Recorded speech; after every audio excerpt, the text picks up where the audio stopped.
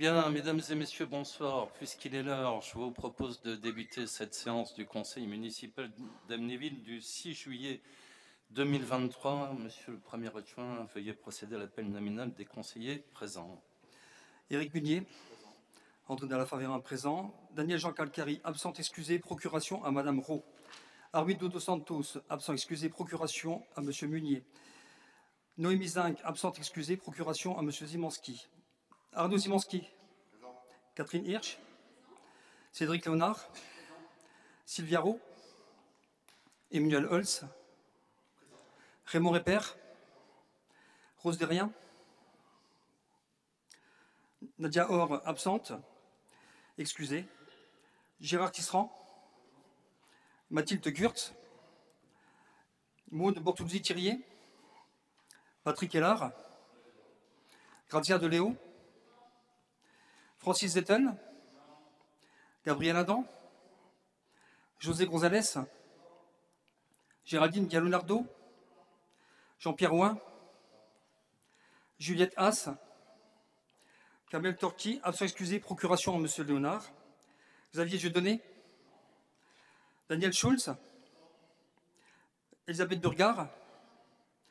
Régis Walter, il est en retard, procuration jusqu'alors, donc à Monsieur Schulz, jusqu'à son arrivée. Madame Delphine Muller, absente excusée, procuration à Monsieur Dieudonné. Salvatore Barello. Fatima Bidaï. Virginie Coliadro Fracaro.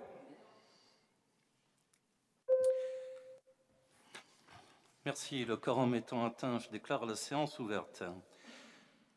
Je vous demande l'adoption du procès-verbal de la séance du 9 juin 2023. Avez-vous des réclamations, rectifications ou compléments à présenter? Non, on peut passer au vote. Qui vote contre? Qui s'abstient? 8 abstentions, 7.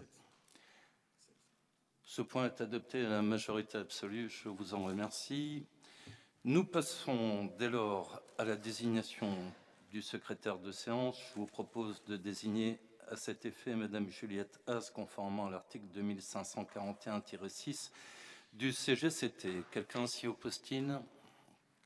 Non, ce point est adopté. Je vous en remercie. Nous pouvons passer au chapitre 2, les affaires générales. Point 2.1, la présentation du rapport d'observation définitive de la Chambre régionale des comptes sur la gestion de la commune.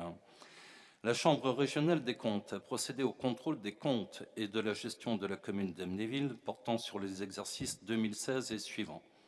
À l'issue de ce contrôle, la Chambre régionale des comptes a transmis un rapport d'observation définitive délibéré par la dite Chambre le 9 mars 2023 et communiqué à la commune d'Amnéville le 15 juin 2023. Conformément à l'article L. 243-6 du Code des juridictions financières, le rapport d'observation définitive de la CRC, intégrant les réponses du maire d'Amnéville, doit être communiqué à l'Assemblée délibérante dès sa plus proche réunion et donner lieu à un débat. Ce rapport vous a été communiqué et vous avez pu en prendre intégralement connaissance. Je vous rappelle que le précédent rapport de la CRC, qui portait sur les années 2009 à 2014, avait mis en avant, de la part de la Chambre, 14 rappels de droit et 10 recommandations. La CRC soulignant qu'aucune provision n'était constituée, que les rattachements n'étaient pas effectués, que la qualité et la sincérité des prévisions budgétaires en investissement devaient être améliorées, qu'il n'y avait pas d'autofinancement et surtout que la situation financière de la commune était dégradée, la commune devant engager un plan de réduction de ses charges de gestion courante et notamment de ses charges de personnel. La CRC soulignait que la commune se retrouverait dans les prochaines années dans l'incapacité d'assurer durablement l'entretien de l'important patrimoine immobilier qu'elle s'était constitué dans le cadre du développement du pôle thermal et touristique et qui n'avait jusqu'à présent pas fait l'objet d'un entretien régulier en l'absence de tout diagnostic et de toute planification. Elle concluait que la situation de la commune se trouve en outre fragilisée par les risques générés par l'ampleur de ses activités annexes, principalement la situation financière extrêmement dégradée de la régie municipale d'exploitation de la piste de ski indoor, sa participation dans la SEM Le Galaxy placée en redressement judiciaire et les difficultés de recouvrement des loyers des bâtiments dont elle est propriétaire au sein du pôle thermal et touristique. Le rapport que vous avez eu en communication conclut que seules 3 recommandations et 3 rappels de droit sont à faire à la commune, qui a mis 15 points précédemment relevés totalement en œuvre, ces 3 points étant essentiellement liés à l'absence de plan prévisionnel d'investissement, puisque pour faire un tel plan, encore fallait-il que la commune puisse disposer d'un autofinancement suffisant ou d'une possibilité de recourir à un emprunt. On ne fait pas d'investissement sans avoir les moyens de financer ces investissements.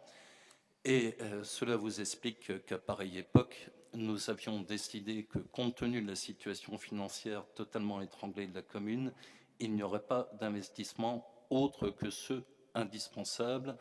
Et nous avons consacré les disponibilités en la matière, essentiellement à la sécurité des enfants dans les écoles et aux investissements qui étaient indispensables parce que la sécurité appelait de les réaliser. Aujourd'hui, nous avons indiqué à la Chambre que, compte tenu de la situation financière actuelle de la commune, qui avait assaini la situation, qui avait retrouvé une capacité d'emprunt, nous allions, dès 2024, proposer au conseil municipal un plan pluriannuel d'investissement et donc satisfaire à cette exigence légale. La Cour des comptes a ainsi relevé dans son rapport qu'entre 2016 et 2020, l'encours de la dette a diminué de 56,50%, que la sincérité des restes à réaliser et la correcte affectation des résultats n'appellent aucune observation, que le budget est établi de manière sincère, la collectivité suivant et adaptant son budget tout au long de l'année, que la commune maîtrise les charges de gestion et notamment les charges de personnel. Bref, que tout a été mis en œuvre comme il se devait pour que nous obtenions le résultat que consacre ce rapport de la Chambre régionale des comptes qui souligne que notre gestion a été telle qu'elle devait l'être, c'est-à-dire irréprochable, et qu'elle aboutit à une situation que tout à chacun a pu constater. Elle souligne en outre que la création de la SPL Destination Amnéville a permis de rationaliser les modes de gestion des différentes structures de la Cité des Loisirs appartenant à la commune, que les modes de gestion des immeubles appartenant à la commune avant la création de la SPL n'étaient pas adaptés, ayant des conséquences négatives sur les bâtiments et présentant des risques pour la commune, qu'à l'égard du pôle thermal, les conventions liant cette association à la commune présentaient beaucoup de fragilité et ne comportaient que peu d'obligations concernant l'entretien des bâtiments, ce qui avait conduit à la dégradation progressive des installations, qu'à l'égard du Snow Hall, en 2015, la Chambre constatait une situation financière dégradée et une rentabilité économique non assurée, avec une gestion défaillante par la régie municipale, le mode de gestion devant changer. Pour le Galaxy, elle soulignait en 2005 une situation financière dégradée, laquelle avait entraîné le placement en redressement judiciaire de la SEM Galaxy en 2013, soulignant de plus que des travaux urgents d'étanchéité de toiture de chauffage obsolètes devaient être réalisés par le propriétaire. Elle concluait que, suite à ces différents constats, il était impératif pour la ville de trouver un mode de gestion lui permettant de se désengager financièrement et d'externaliser les risques, ce qu'elle a réussi à faire au travers de la création de la SPL Destination Amnéville.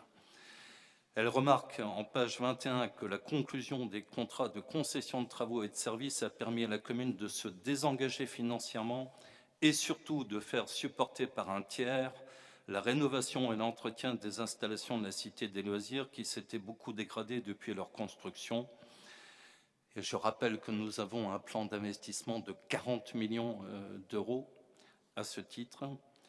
Même si la Chambre observe que tout risque financier n'est cependant pas écarté pour la commune, mais ces risques sont désormais liés à la recapitalisation de la SPL Destination Amnéville et à la capacité de cette SPL à porter des investissements importants qui ne sont pas effectivement démontrés actuellement. Mais jusqu'à présent, la SPL Destination Amnéville a parfaitement rempli son office et la Cour des comptes souligne que cette création a été la solution au mot de la commune d'Amnéville à l'égard de la Cité des Loisirs dont les redevances et loyers sont indispensables à la commune d'Amnéville. Voilà, je pense que tout le monde pourra constater que par un examen approfondi de ces comptes, la Cour des comptes met en exergue la qualité de la direction de la commune depuis 2014. Monsieur Léonard, vous souhaitez ajouter quelque chose en votre qualité d'adjoint aux finances? Bonne initiative qui a été la vôtre de créer cette SPL parce que on a aujourd'hui des infrastructures que nous ne sommes pas en mesure d'entretenir. On s'était, le maire et moi, déplacés à la préfecture et tout le monde était unanime pour reconnaître que les installations de la commune étaient plutôt des installations d'un département et qu'il fallait vraiment trouver des solutions pour réussir à entretenir ce patrimoine trop important pour une commune de 10 000 habitants. Merci.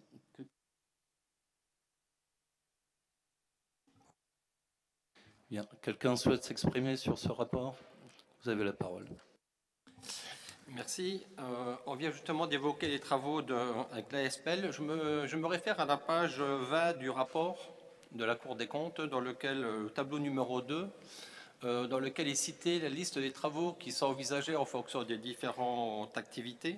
Et si je prends le pôle thermal, il est évoqué 56 973 000 euros de travaux, dont 10 millions de travaux et 41 millions de frais d'opération. Je peux avoir une explication sur c'est quoi ces 41 millions de frais versus les travaux? Alors, il y a effectivement des travaux pour un peu plus de 10 millions, 2 97 000 euros pour l'ingénierie et 41 925 millions de frais d'opération.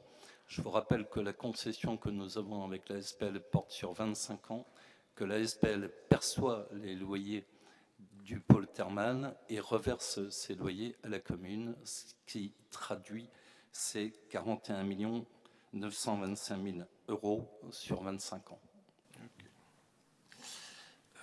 Si vous permettez, j'ai encore d'autres observations. La première, lors du débat d'orientation budgétaire de mars dernier, je vous ai interpellé sur le fait que le DEB que vous nous présentiez était une vision dans le rétroviseur, puisqu'il n'y avait qu'une seule page de consacrée sur 2023. Et je vous ai interpellé notamment sur le fait qu'il n'y avait pas de plan pluriannuel d'investissement. Donc vous m'aviez répondu que vous n'en voyiez pas l'utilité puisque la commune n'en avait pas les moyens. Je note que la Cour des comptes va au-delà de l'observation que je vous ai faite parce qu'elle vous fait rappel au droit. On vous a dit que ce plan pluriannuel est une obligation en vertu de l'article L312.1.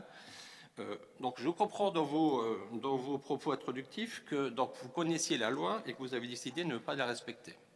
Premier point. Deuxième observation, concernant l'exécution du budget, toujours lors du même débat, je vous indiquais que votre budget d'investissement n'était pas sincère car vous ne présentiez pas l'intégralité des charges dans le budget d'investissement notamment. La preuve étant, c'est que quelques semaines plus tard, on l'a modifié de façon substantielle avec un avenant de près de 40% du budget.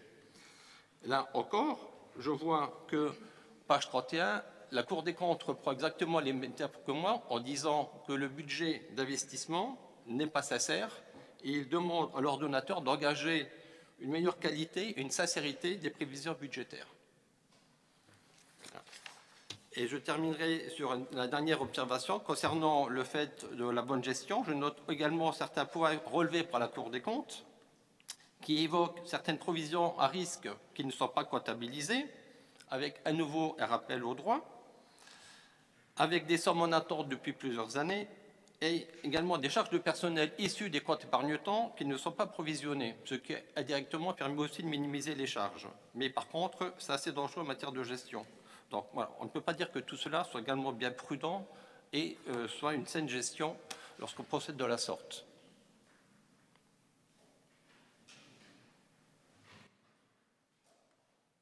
Alors, première observation, je ne vois pas en quoi vous pouvez vous baser sur un rapport de la CRC qui s'arrête en 2022 pour critiquer un rapport d'orientation budgétaire de 2023 qui n'a pas été examiné par la Cour des comptes. Deuxièmement, si vous voulez que je sois complètement stupide, ça ne marchera pas parce que même si la loi nous demande de présenter un plan pluriannuel d'investissement, je ne vais pas vous présenter une feuille blanche en vous demandant de l'avaliser. Il convient d'être pragmatique et sérieux. On n'a pas l'habitude de jouer les guignols à ce niveau, contrairement à ce que vous pensez. Et donc, à partir de là, vous dire qu'on vous présente un plan pluriannuel d'investissement qui est à zéro, donc néant, ne serait pas sérieux, ni même respectueux à l'égard des membres de ce conseil municipal, ce qui explique qu'on ne l'ait pas fait. Ceci étant, il est vrai que la Cour conclut que nos efforts de baisse des emprunts, de restructuration financière, de maîtrise des charges ont permis et permettent dorénavant d'entrevoir des investissements.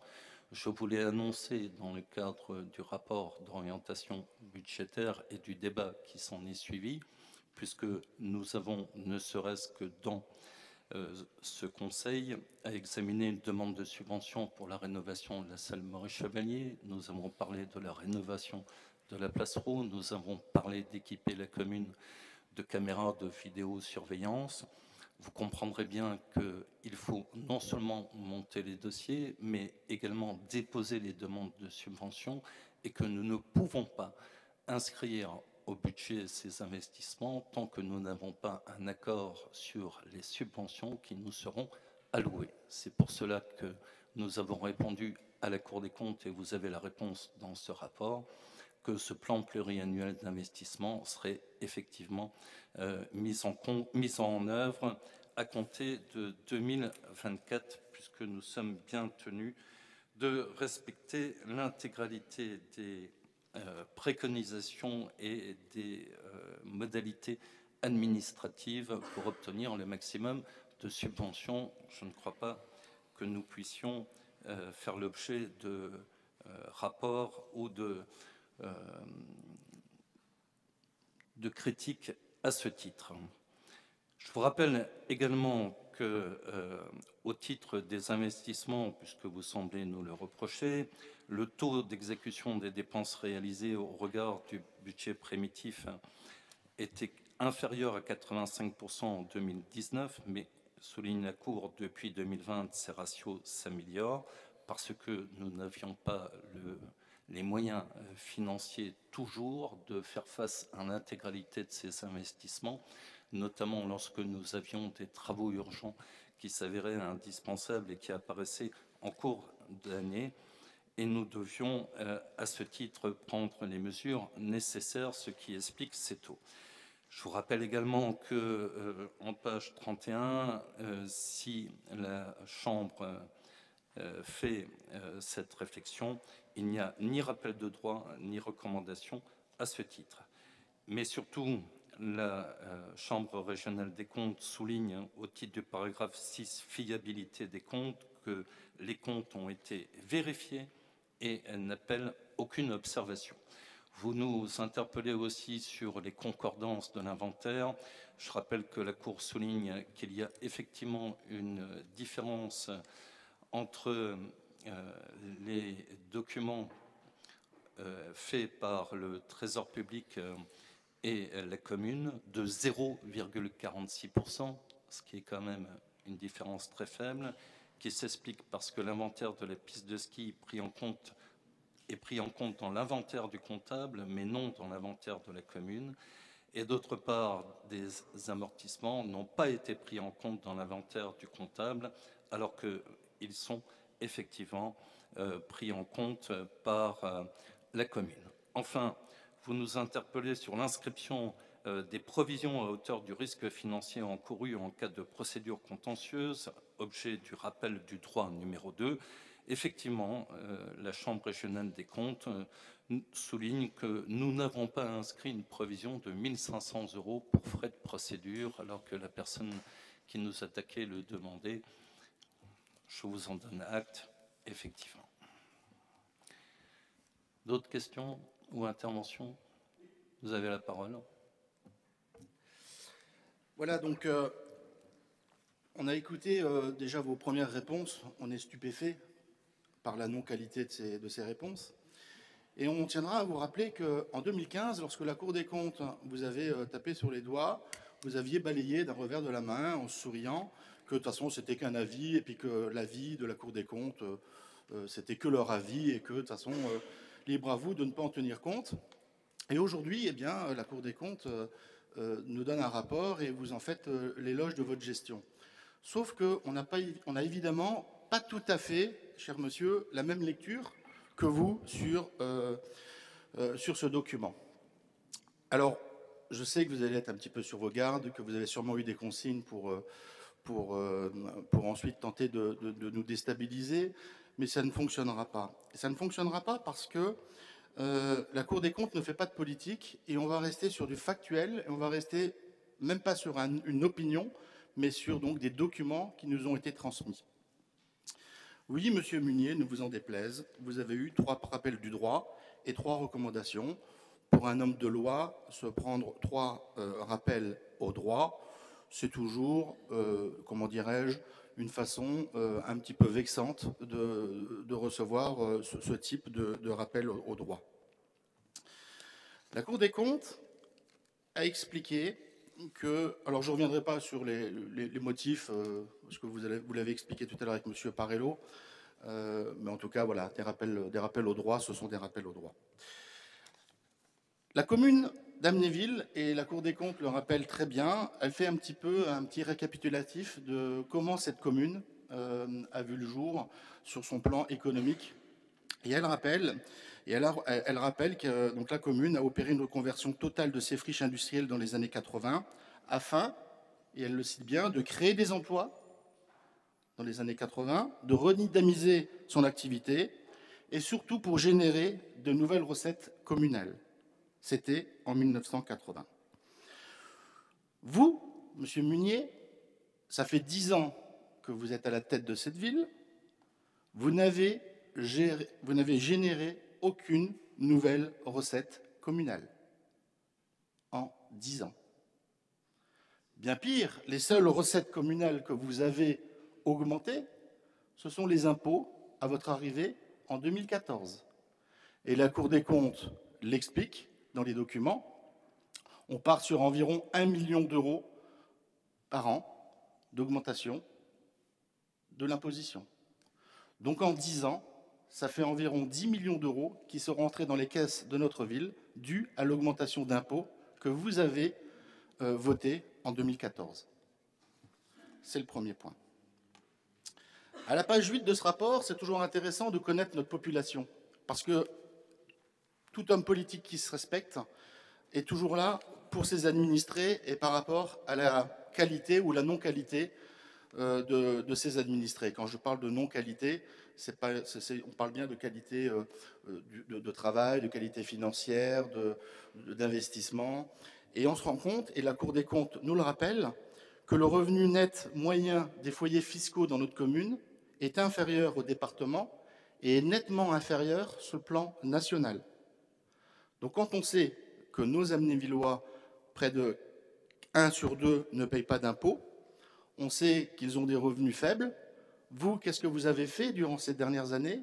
Vous avez enlevé les acquis, et je vais vous donner des exemples. Vous avez supprimé la fourniture vous avez fait la suppression des fournitures scolaires pour les personnes qui sont en difficulté. Les associations sportives et culturelles, ne vous en déplaise, ont eu des budgets moindres qu'à une certaine époque. Et bien pire, dernièrement, vous avez supprimé un des principaux acquis qui faisait la fierté des Amnévillois, c'était un tarif de la cantine scolaire qui était très bas, et vous avez décidé d'augmenter le tarif de la cantine scolaire. On sera très attentif aux premières factures qui arriveront dans les boîtes aux lettres de nos administrés en octobre-novembre, et je les invite à regarder leurs factures et à comparer leurs factures des années précédentes pour les fournitures scolaires. Ça, c'est votre politique. C'est la vôtre.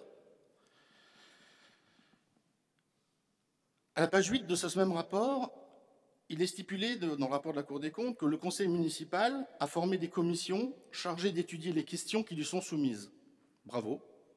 Sauf que la Cour des comptes ne sait pas, et personne ne sait, que depuis que vous avez créé ces 6 commissions, aucun membre de l'opposition n'a été invité à la moindre commission que ce soit. Nous n'avons pas été invités à la commission enfance, nous n'avons pas été invités aux commissions travaux, urbanisme et environnement, sport, culture, jeunesse, festivités, proximité, sécurité et vie citoyenne. Donc vous avez créé, parce que voilà, vous avez créé ce type de commission, mais en fait c'est que de la poudre aux yeux, c'est que du vent, puisqu'il n'y a aucune possibilité de travailler sur ces sujets-là. La seule où vous êtes obligé de faire appel à nous, c'est au CCAS. On y siège très régulièrement, contrairement à d'autres, et les commissions d'appel d'offres, où on y reviendra, puisque même dans ces commissions d'appel d'offres, nous ne sommes pas conviés. C'est un délit.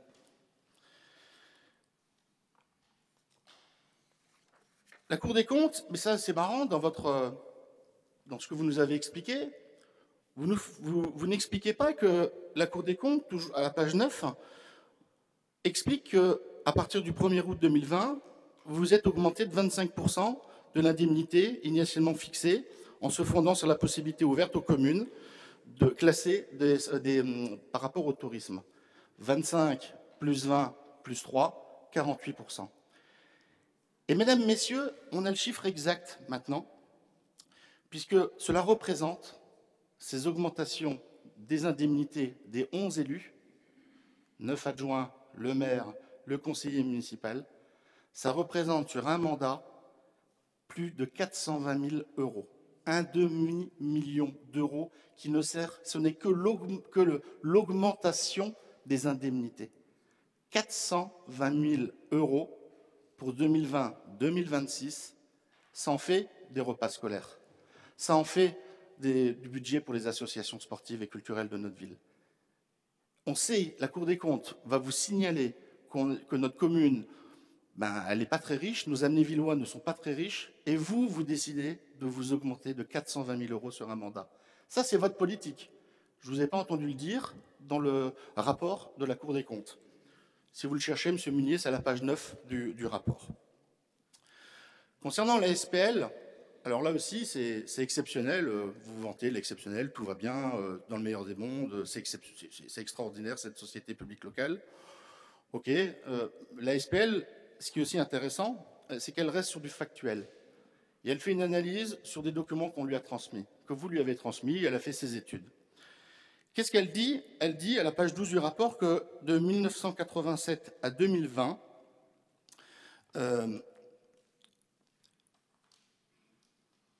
la ville, concernant l'entretien des bâtiments, n'a pas fait ce qu'il fallait, ce qui a conduit à la dégradation progressive des installations. La Cour des comptes, elle ne dit pas de 1980 à 2014, elle dit de 1987 à 2020. Vous, cher monsieur, qui avez fait que critiquer le docteur Kiffer et l'œuvre de docteur Kiffer, d'ailleurs, autour de cette table, je ne comprends même pas comment vous pouvez encore accepter ce type de propos. De 2014, cher monsieur, à 2020, ce n'est pas monsieur Kiffer qui était à la tête de la ville. Et vous, qu'est-ce que vous avez fait pour faire baisser les dégradations dans nos bâtiments sur le centre touristique et thermal? Rien du tout. La Cour des comptes, mesdames, messieurs, rappelle l'histoire du Snow Hall. Cette histoire, elle est exceptionnelle. En 2015, sa même Cour des comptes, en 2015, vous fait une recommandation, mais vous dites que c'est qu'une recommandation, vous vous en fichez. Elle vous dit, attention, dans son rapport du 30 avril 2015, la Chambre avait constaté une situation financière dégradée et conclu que la rentabilité économique de l'équipement n'était pas assurée. Et elle vous expliquait, en 2015, que c'était le contribuable qui en assurera la charge en lieu et place de l'usager. En 2015, la Cour des comptes vous le dit, et c'est là que vous vous êtes fâché. En 2018, vous avez mis 3 ans pour comprendre ce que l'opposition tentait de vous expliquer et ce que la Cour des comptes vous a écrit. Mais en 2018, et c'est toujours à la page 12 du rapport, qu'est-ce qu'elle dit, la Cour des comptes? elle dit qu'à la date du 31 octobre 2018, 3 ans plus tard, les résultats de clôture laissent apparaître un déficit de fonctionnement cumulé de 7 931 000 euros. Par délibération du 19 décembre 2018, donc c'est votre délibération à vous, la commune a repris l'intégralité de la dette et a notamment décidé l'ouverture d'une ligne de trésorerie de 2,5 millions à cette fin. Et elle explique, et elle termine là-dessus pour le SNOL, la dette d'électricité a été payée intégralement à la régie d'électricité et cette dernière a ensuite reversé son excédent de fonctionnement à la commune. Les provisions inscrites au budget de la commune pour loyer impayé ont été reprises. Donc ce sont bien les Amnévillois qui ont payé les 8 millions d'euros. Et si vous aviez écouté la Cour des comptes en 2015, eh bien, il y aurait eu beaucoup d'argent, beaucoup plus d'argent dans les caisses de notre ville. Encore une fois, c'est factuel, mesdames, messieurs. Ce n'est pas moi qui le dis, c'est la Cour des comptes. Enfin, pour presque terminer, la Cour des comptes évoque la SPL. Elle rappelle que la SPL a été créée le 13 octobre 2017, sous votre mandature. À la constitution de la SPL en 2017, la commune détenait 51,4% du capital qu'elle partageait en grande partie avec le département. En 2020, le capital a été porté de 350 000 à 5 millions d'euros. Donc la commune perd la majorité, mais parce qu'elle est à 44% du capital. Et vous nous avez expliqué lors du conseil municipal, droit dans les yeux, vous nous expliquez que jamais, jamais, jamais Amnéville ne perdrait la présidence et que de toute façon, vous aurez toujours la possibilité, vous aurez un droit de veto et que personne ne fera rien. Et en 2022, la commune, et c'est toujours à la page 14 du rapport, la commune a pris l'engagement de souscrire à une augmentation de capital d'1 800 000 euros. Donc on a dépassé les 2 millions d'euros d'argent cash qui a été déposé dans la ville pour cette SPL. Et on passe donc de 51% en 2017 à 28% des parts aujourd'hui. Donc la commune n'est plus majoritaire. Drôle façon de voir les choses concernant cette SPL. Et on va nous expliquer, à la page 19 du rapport, que la SPL, une de ses principales missions, c'est d'assurer la conception et la réalisation d'installations nouvelles. Sous votre présidence, Monsieur Munier, sous votre présidence, on voit qu'il n'y a rien qui a été fait dans notre ville depuis votre arrivée en 2014, pas d'activité nouvelle en tout cas. Mais sur le site, zéro activité nouvelle, sous votre présidence, malgré des millions d'euros d'investis. Ah pardon, 2. Mais ce n'est pas des activités nouvelles, il y a eu 2 choses qui ont été faites. Un petit peu de peinture sur le centre touristique et thermal, et des parkings qui ont été faits, refaits, recassés pour être refaits. Et aujourd'hui, quand on va sur le centre touristique et thermal, plus personne n'y comprend rien. Il faut regarder simplement les gens comme ils tournent, ils sont perdus sur le parking. Et ça, c'est votre bilan, c'est votre image. La Chambre observe, et vous l'avez signalé, que le risque financier, malgré tout ça, n'est cependant pas écarté pour la commune. Vous qui disiez que la SPL, c'était la solution pour sécuriser les finances de la ville, la Cour des comptes, elle vous dit exactement l'inverse. Concernant le casino, c'est important que la Cour des comptes, et elle a raison de le signaler, que le casino, c'est le principal vecteur de ressources de notre commune, et il faut que ça fonctionne. Par contre, elle nous explique que dans l'avenant signé du 20 décembre 2017, le versement d'une revanche de 4% du casino, qui, je vous le rappelle, mesdames, messieurs, sous l'époque du docteur Kiffer, ces 4% qui représentaient chaque année entre 600 et 800 000 euros, ils servaient à quoi? Il était remis à l'Office du tourisme, et l'Office du tourisme faisait la promotion du site.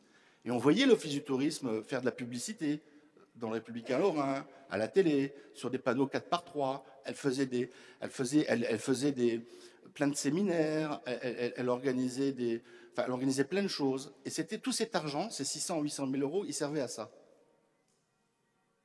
Depuis que la SPL, sous votre présidence, Monsieur Munier, on ne peut pas dire que la ville d'Amnéville fasse beaucoup de publicité dans le Républicain Lorrain, sur France 3, sur des 4x3, et encore moins, la SPL, je ne la vois pas non plus faire de grands séminaires et Et c'est juste incroyable. Donc la question qu'on a toujours posée, c'est où va cet argent? Où va cet argent? Mais comme vous avez toujours refusé qu'on siège dans cette SPL, bah écoutez, on posera la question quand le nouveau président arrivera. Et on ne vous le cache pas, que M. Weiten, il est vraiment temps qu'il arrive. Il est vraiment temps qu'il arrive. Concernant donc toujours ce casino, là aussi, la Cour des comptes, à la page 28, elle n'a pas du tout le même avis que vous donniez il y a quelques semaines, quelques mois. Vous nous disiez à la sortie du Covid, de cette crise sanitaire sans précédent, que la ville d'Amnéville, oh là là, n'avait plus d'argent parce que le casino ne fonctionnait plus et on ne savait plus ce qu'on allait faire, on était perdu. Mais la Cour des comptes, elle explique que les pertes fiscales et domaniales ont été intégralement compensées par l'État. La commune ayant perçu un premier acompte en décembre 2020, puis le solde courant 2021, donc pour 1 324 000 euros. Donc quand vous tentiez de nous expliquer que tout allait mal, la Cour des comptes, elle va réexpliquer, non, les pertes ont été compensées par l'État, et c'est tant mieux. Le pôle thermal, vous nous expliquiez, alors un coup c'est 30 millions, un coup c'est 40 millions, un coup c'est 10 millions, enfin même dans les chiffres, on pourrait s'amuser à ressortir toutes les vidéos quand vous donnez des chiffres, d'un mois sur l'autre ça évolue. Qu'est-ce que dit la Cour des comptes? C'est ce qui est le plus important. Le contrat de concession comporte en annexe le programme technique concernant la mise aux normes, à la réhabilitation et l'amélioration des équipements du pôle thermal. La Cour des comptes nous dit que le coût de ces travaux est estimé à 8 millions d'euros. Le coût des travaux est estimé à 8 millions d'euros.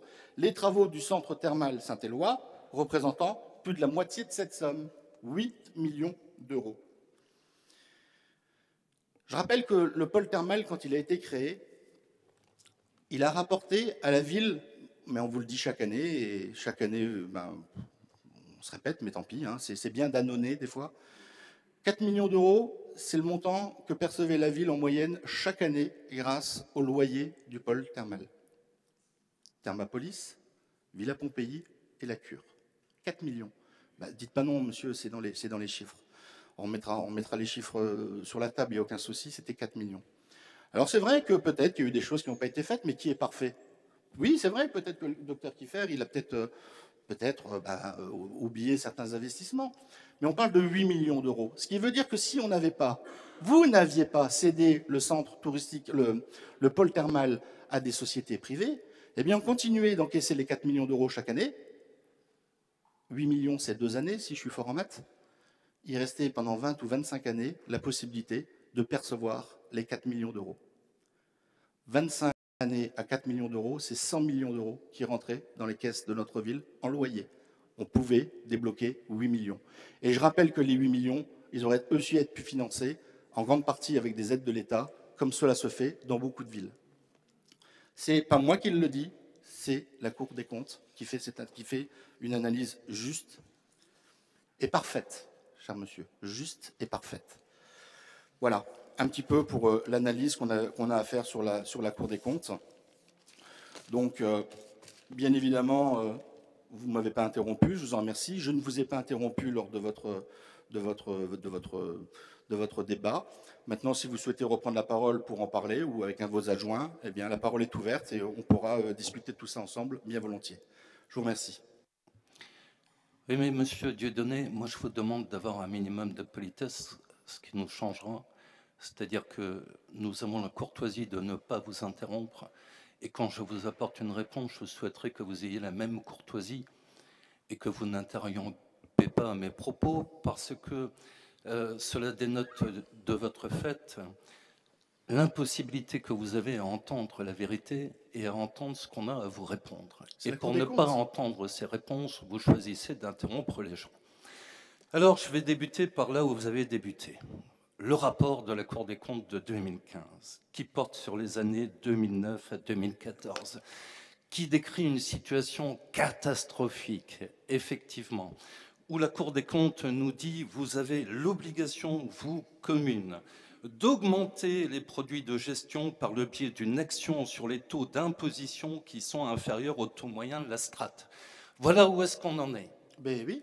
Eh oui. Oui, mais c'est pas Mais nous, on n'était pas élus avant avril 2014. Bah. Par contre, vous étiez adjoint au sport en 2012 et en 2013. Je vais Vous vous faisiez répondre. partie de l'équipe qui a géré mais- les comptes de la commune et Oui. dirigé cette commune Monsieur pendant Ellard- plus d'un an et demi. Monsieur Ellard Vous êtes aussi. responsable Monsieur- des résultats Non. de ce rapport de Oui, la ah, Cour des comptes. Ça sert à rien d'élever la 2015. voix, vous parlez. ne Vous levez y pas la avez voix. participé. Mais non, Ah, Monsieur mais Ellard, voilà, mais vous Monsieur ne Ellard, supportez il y était pas aussi. ça. Et Monsieur Ah, Ellard, là, Eh. on n'en peut pas entendre ça. regardez le monsieur cinéma. Dieudonné. Eh, je vous l'avais dit, À vous la faisiez du vérité, cinéma. c'est dur à entendre. Hein. Et monsieur Ellard, c'est pas insupportable. Et Ah, monsieur- c'est pas vous, c'est monsieur Ellard, c'est l'autre. Non, c'est regardez, un tel. regardez-le, regardez-le. Voilà, on gesticule, on fait du cinéma, C'est votre exceptionnel. théâtre, puisque c'est ici Eh. que vous souhaitez vous exprimer.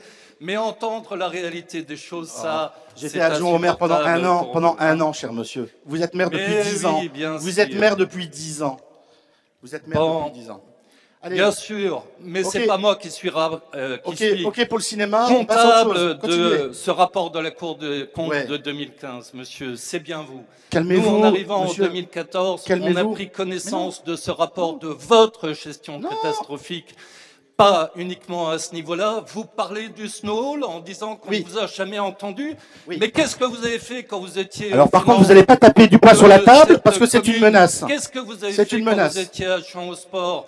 Est-ce que vous avez trouvé une solution? Oui. Non, Oui. vous n'avez pas trouvé de Si, solution. on en avait trouvé vous la étiez solution. en régie municipale et vous avez creusé le déficit. Mais c'est de vous cet qui l'avez, établissement. c'est vous qui l'avez. Mais La bien Cour des sûr. comptes le dit. Bon, allez, 2014-2018. suspension de séance, le temps C'est vous file. qui l'avez fait, monsieur.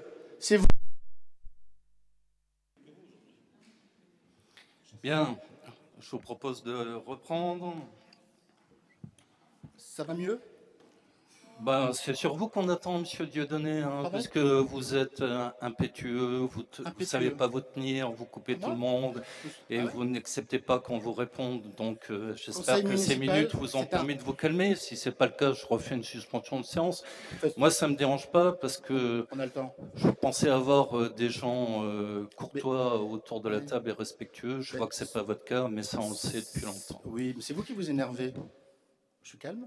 Non, je m'énerve pas, je Ah, vous si, si. réponds sur le ton que vous employez parce que vous partez du rapport de la Cour des comptes pour faire des observations totalement fallacieuses et totalement incongrues pour faire croire que ça repose sur une base sérieuse À vous, non. alors que c'est pas le cas. Mais Mais je si vais c'est vous le le cas. démontrer. Alors, Vous attendez, nous reprochez. Monsieur Munier, non, non, non. Non, attendez. mais laissez-moi parler, vous savez pas ce que je vais dire. C'est un débat. Alors, C'est un taisez-vous débat. pour une fois. Non. Ayez la politesse d'entendre les gens Mais- au lieu de tout faire pour qu'ils ne puissent pas vous répondre. Parce que quand Non. on vous dit les choses, Parce qu'on là, vous ça connaît. vous gêne. Parce qu'on Vous vous nous connaît. reprochez d'avoir vendu le pôle thermal, On vous connaît. mais vous êtes complètement connaît. à côté de la plaque. La Non. Cour des comptes n'a jamais dit ça. Si. La Cour des comptes relève que ce pôle thermal est toujours propriété de la commune. Je parlais On des- y investit des travaux à hauteur de 10 millions, dont 8 millions de travaux, 2 millions consacrés au traitement du rejet des Oui. eaux thermales, ce Oui. qui fait bien des millions, Oui. auxquels nous rajoutons 10 millions pour les travaux de structure des 3 bâtiments Oui. fragilisés par la corrosion Oui. liée à la qualité des eaux thermales très chargées Oui. en sodium, Oui. ce qui nous fait bien 20 millions d'investissements Oui. à l'égard du pôle thermal, auquel se rajoutent 20 millions d'investissements pour le Galaxy. De même, Oui. la Cour des comptes, et on l'a évoqué tout à l'heure avec M. Passarello, précise que sur la durée des 25 ans, nous allons encaisser 41 925 000 euros Oui. de loyer, Oui. ce qui correspond bien au fait que le pôle thermal, la société Arenadour, verse à la SPL Destination Amnéville des loyers Oui. qui sont reversés aux propriétaires des bâtiments, Oui. puisque la SPL Destination Amnéville n'est que titulaire d'un contrat de concession. C'est un concessionnaire. Vous nous parlez des pertes fiscales et domaniales compensées au titre de la Covid. C'est effectivement ce qu'écrit la Cour des comptes, à juste titre. Ah oui. Mais si vous étiez honnête, vous soulignerez aussi plus qu'honnête. que les pertes liées à la fermeture de la piscine patinoire et donc les pertes des entrées, les pertes des abonnements pour les différentes activités distillées par la piscine ou par la patinoire quel rapport avec n'ont le pas été Snowhall compensées, pas plus Quel que rapport avec le les casino? payes des Mais- salariés qui étaient affectés à ces mais- établissements mais- n'ont pas été compensés non plus. Mais ok, mais je vais Nouvelle vous répondre parce que suspension de c'est un- séance. Monsieur Munier. Bien, je vous propose de reprendre la séance en espérant que M. Dieudonné va tenir ses nerfs. Monsieur Dela-Faverin. Oui, monsieur le maire, parce que je voudrais juste, vous demander, monsieur Dieudonné, on a eu l'obligeance de vous écouter pendant ces longues minutes, ces vingtaines de minutes. D'accord, on aimerait bien, effectivement, tous ensemble autour de cette table, pouvoir aussi écouter certainement les contre-arguments, mais bon, acceptez-les, c'est ça le débat démocratique. Oui. Mais arrêtez d'interrompre de manière intempestive. Ça ne sert à rien, vous ne faites pas évoluer le débat, et en plus, on vous écoute. Alors laissez-nous au moins cette délicatesse, et puis de pouvoir répondre à ce que vous prétendez être votre vérité. Monsieur Merci, Dela-Faverin, merci, je merci. suis- Non, je j'attends suis pas de d'accord. réponse, je voudrais juste... Non, je suis d'accord. C'est une recommandation, c'est pas une Je suis question. d'accord. C'est une recommandation, c'est pas une question, monsieur J'ai aucune Dieudonné. Merci. recommandation à avoir de vous, monsieur. Aucune recommandation quand on a votre Je bilan, voulais monsieur. vous répondre, puisque vous nous reprochiez d'avoir supprimé la gratuité des fournitures scolaires. Oui, C'est une décision qui a été prise par ce Conseil, je vous le rappelle, oui. au motif que ces fournitures scolaires étaient totalement en inadéquation avec les besoins des élèves, d'autant qu'ils bénéficiaient d'une autre façon de ces fournitures scolaires. Mais le plus important, c'est que vous nous reprochez d'avoir augmenté tous les tarifs de la cantine scolaire. Si vous aviez été là au dernier conseil, vous auriez constaté qu'on n'a pas augmenté tous les tarifs, puisque le premier tarif, en fonction du quotient familial, a été abaissé de 3 € le repas à 2,50 € et que nous avons appliqué dès lors un tarif qui est fonction du quotient familial, comme le souhaite la caisse d'allocation familiale et comme le font les communes avoisinantes, à cette différence près que pour un quotient familial moyen supérieur de 1000, par exemple, à Amnéville, le coût du repas sera de 4,50 €, alors qu'il est à Marange-Sylvange de 8,20 €, à Pierrevillers de 8,25 €, à Clouange de 7,45 €, à Rombat de 6,50 €, à Sainte-Marie-aux-Chênes de 7,50 € ou encore à Richemont de 6,40 €. Alors, je veux bien que vous ayez toujours votre vérité qui consiste à tout critiquer parce qu'on ne sait pas gérer notre commune, on ne sait rien faire. Mais croyez-moi, je n'ai nullement été vexé par les 3 rappels de droit de la Chambre régionale des comptes. Au contraire, je m'en glorifie parce que moi, j'en ai 3, vous en avez eu 15, et que je considère que dès lors, notre gestion est mise en avant par cette Chambre régionale des comptes, dont je vous précise qu'elle a également décidé d'examiner les comptes de la SPL destination Amnéville pour être complète.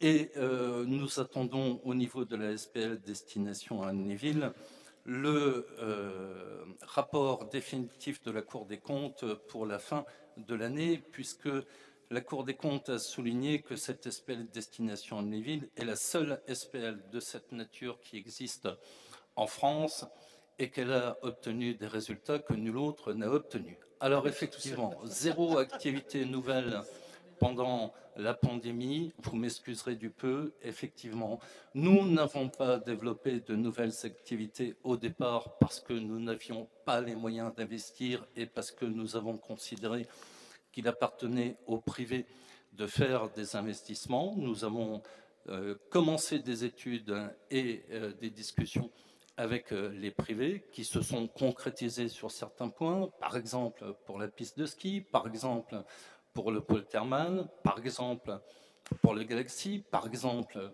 pour le golf. Mais effectivement, nous n'avons fait que 5 millions d'euros d'investissement sur le site, alors que normalement, ces investissements relevaient de l'obligation de la commune, parce qu'en dehors de réaliser des parvis piétons qui sont au nombre de 3, nous avons aussi refait les voiries, nous avons aussi créé des ronds-points, nous avons aussi rénové l'éclairage public et nous avons investi des sommes importantes pour le bien-être des gens qui fréquentent cette cité des loisirs, dont la Cour souligne bien évidemment que son destin est bien lié à celui de la commune d'Amnéville. Et vous nous dites à ce titre-là que la SPL destination Amnéville ne fait rien, qu'elle n'utilise pas les 4% du produit brut des jeux que lui reverse la commune au titre du contrat de délégation de service public qui la lie au casino, puisque c'est une obligation d'affecter ces 4% à la promotion du site, qu'avant l'Office du tourisme faisait des choses extraordinaires. Ça prouve que vous n'avez pas été à la gare de l'Est, ça vous aurait permis de constater la publicité qui est faite et financée par la SPL Destination Amnéville à l'égard de tous les gens qui empruntent un train ou voire un autre moyen de locomotion à partir de la gare de l'Est et qui voit une banderole de 150 mètres de long traverser l'intégralité des quais. Et je ne parle pas des autres campagnes de publicité qui ont été faites et qui ont été particulièrement appréciées. Nous avons désormais un comité technique au sein de la SPL Destination Amnéville qui compte en son sein l'intégralité des équipements majeurs du site et avec lequel nous déterminons les publicités qui doivent être faites ou les événements qui doivent être mis en œuvre, étant précisé qu'il est important que nous puissions coordonner nos moyens d'action parce que le zoo a besoin de communiquer sur le zoo, la cure thermale sur la cure thermale, le golf sur le golf, etc. Mais la difficulté qu'avait rencontré l'Office du tourisme à l'époque, puis l'EPIC, puis la SPL Destination Amnéville aujourd'hui, c'est bien également de pouvoir communiquer pour l'intégralité des activités du site, ce qui n'est pas toujours effectivement facile. Mais nous pourrons, j'en suis sûr, continuer à évoquer ce point sur le point 2.2. En l'état, je vous demande, et je prends acte, que je vous ai communiqué le rapport d'observation définitif du 9 mars 2023 de la Chambre régionale des comptes sur l'examen des comptes et la gestion de la commune d'Amnéville portant sur les exercices 2016 et suivants et des débats qui se sont tenus. Donc vous m'autorisez à reprendre la parole? Non, je ne vous autorise pas, c'est moi qui ai la police de l'audience. La méthode Munier. Je n'ai pas envie de faire une nouvelle suspension de séance. La méthode Munier, on s'énerve, on part. Charles Pasqua disait, quand une affaire t'emmerde, tu crées une affaire dans l'affaire jusqu'à... Bien, reprise des débats.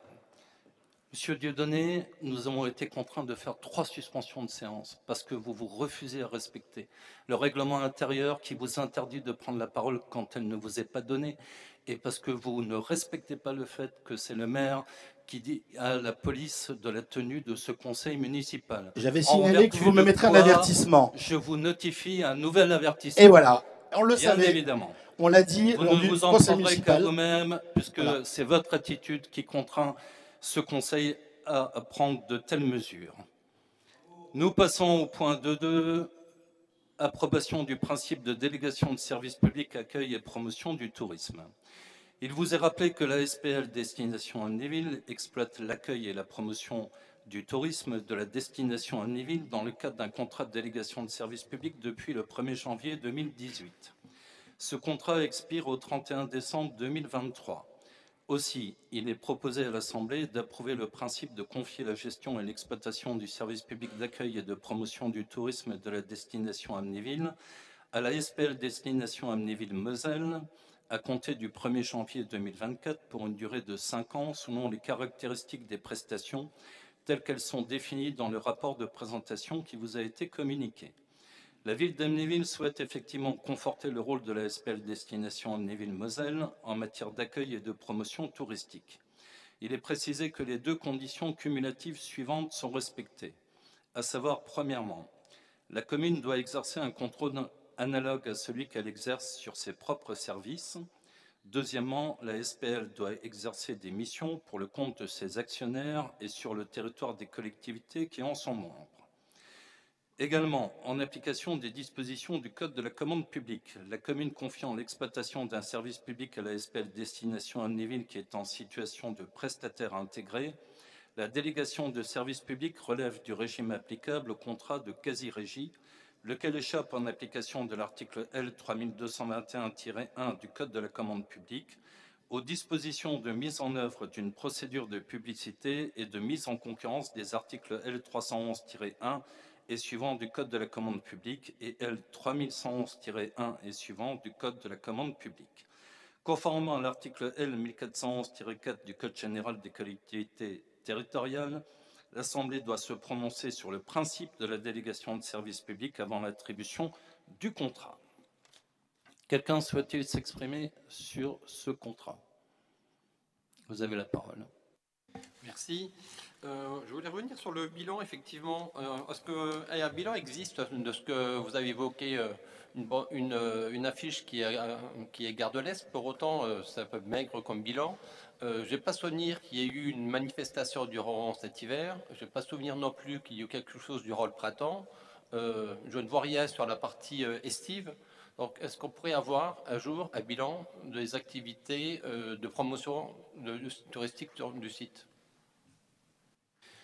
Je souligne que chaque année, la SPL Destination Amnéville, compte tenu de ce contrat de délégation de service public, présente son rapport sous forme de CRAC qui est examiné en commission et ensuite proposé à ce conseil municipal. Et bien évidemment, dans ce rapport d'activité, vous avez l'intégralité de l'activité déployée par la SPL Destination Amnéville. Je vous invite donc à vous y référer pour les années passées. Et nous aurons bien évidemment à connaître du dernier rapport prochainement. Quelqu'un d'autre souhaite s'exprimer? Bien, je vous demande de passer au vote. Il vous est demandé d'approuver le principe de confier la gestion et l'exploitation du service public d'accueil et de promotion du tourisme à la SPL Destination Amnéville-Moselle, d'approuver les caractéristiques des prestations telles que définies dans le rapport de présentation, de donner tout pouvoir au maire pour procéder à l'ensemble des procédures, démarches et formalités nécessaires à la préparation de la convention de délégation de service public d'accueil et de promotion du tourisme de la destination Amnéville-Moselle. Qui vote contre? Qui s'abstient? Cette abstention, excusez-moi. Ce point est adopté à la majorité absolue. Nous passons au point 2.3, élimination des documents du fonds de la médiathèque Jean Morette, dont de documents issus du désherbage. La médiathèque Jean Morette d'Amnéville entame une opération de désherbage qui vise à éliminer les documents ne pouvant plus être prêtés. Le désherbage est l'opération qui consiste à retirer du fonds de la médiathèque un certain nombre de documents endommagés ou ne satisfaisant plus aux règles de la politique documentaire. Afin de rester attractives et de répondre aux besoins de la population, elles doivent faire l'objet d'un tri régulier qui s'effectue en fonction des critères suivants: l'état physique du document, la présentation, l'esthétique, le nombre d'exemplaires, la date d'édition, notamment si le dépôt légal a eu lieu il y a plus de 15 ans, le nombre d'années écoulées sans prêt, la valeur littéraire du document, la qualité des informations, on vérifie si le contenu est périmé ou obsolète, l'existence ou non de documents de substitution. Sur les quelques 800 ouvrages destinés au pilon, il est proposé à l'Assemblée que, selon leur état, 257 documents soient cédés gratuitement à des associations caritatives. Profitons des projets humanitaires que la société Omega d'Amnéville mène avec l'association Hawaï, 6-3 rue Eugène Delacroix, 59 120 Lous, pour le développement du village de Côte d'Ivoire Niagba-Meko, dans le cadre du déploiement de son éclairage public et de sa cantine scolaire. Il est proposé au conseil municipal d'accepter de donner ces ouvrages au village lors d'un prochain convoi d'Oméga, afin d'en faire bénéficier l'école et la population du village ivoirien. Les ouvrages appartenant au domaine public de la collectivité, il convient de les transférer dans le domaine privé par désaffectation avant d'envisager le don. Bien évidemment, vous aurez compris donc que Omega envoie un conteneur dans ce village de Côte d'Ivoire. Il reste de la place. Plutôt que de mettre à la poubelle ces ouvrages, il vous est proposé de les donner pour qu'ils soient transférés à ce village et que notamment les enfants qui fréquentent la cantine scolaire puissent en bénéficier. Quelqu'un souhaite s'exprimer? Non, on peut passer au vote. Il vous est demandé d'autoriser, dans le cadre d'un programme de désherbage, le maire ou son représentant à sortir les documents de l'inventaire et à les traiter selon les modalités administratives qui conviennent, de constater la désaffectation du domaine public des documents et livres détaillés en annexe au rapport, de prononcer leur déclassement du domaine public et leur intégration dans le domaine privé de la commune, de donner son accord pour que les documents listés en pièces annexes au rapport soit, selon leur état, cédés à titre gratuit à l'association Hawaï, 6-3 rue Eugène Delacroix, 59 120 Toulouse, par l'intermédiaire de la société Omega d'Amnéville, 6 rue Saint-Nicolas Amnéville, dans le cadre de ces projets humanitaires conjoints. D'autoriser le maire ou son représentant à prendre toutes les mesures nécessaires au bon déroulement de cette délibération. Qui vote contre? Qui s'abstient? Ce point est adopté à l'unanimité. Je vous en remercie pour eux. Point 2.4. Renouvellement des baux de chasse du 2 février 2024 au 1er février 2033. Dans le cadre du renouvellement des baux de chasse pour la période du 2 février 2024 au 1er février 2033, le conseil municipal est appelé à se prononcer sur l'affectation du produit de la location de la chasse communale après consultation des propriétaires fonciers. Cette première étape de la procédure consiste à consulter les propriétaires afin qu'ils puissent se prononcer pour ou contre l'abandon du produit de la location au profit de la commune. En vertu du Code de l'environnement et du droit local, il est possible pour une commune de décider d'office d'abandonner le produit de location de la chasse aux propriétaires au prorata de leur surface par rapport au lot communal. Les propriétaires ayant pour habitude à la majorité de ne jamais abandonner le produit au profit de la commune, il conviendrait de ne pas consulter les propriétaires sur ce choix et de prendre la décision, comme pour les précédents baux, de répartir entre eux le produit au prorata de la superficie des terres leur appartenant. Quelqu'un souhaite s'exprimer sur ce point? On peut passer au vote. Il vous est donc demandé de décider de renoncer à l'abandon du produit de la chasse communale en sa faveur et donc de répartir le produit entre les propriétaires fonciers. Qui vote contre? Qui s'abstient? Ce point est adopté à l'unanimité. Nous passons au point 2.5, le complexe piscine patinoire, modification du règlement intérieur. Par délibération 2.2 du 27 octobre 2022, le conseil municipal a adopté le règlement intérieur commun du complexe piscine patinoire d'Amnéville. Pour information, les gestionnaires de piscines et les patinoires publics ont pour obligation de rédiger et de publier le règlement intérieur des établissements. Ce document officiel permet notamment d'informer le public des règles de sécurité et d'hygiène à respecter au sein du complexe piscine-patinoire.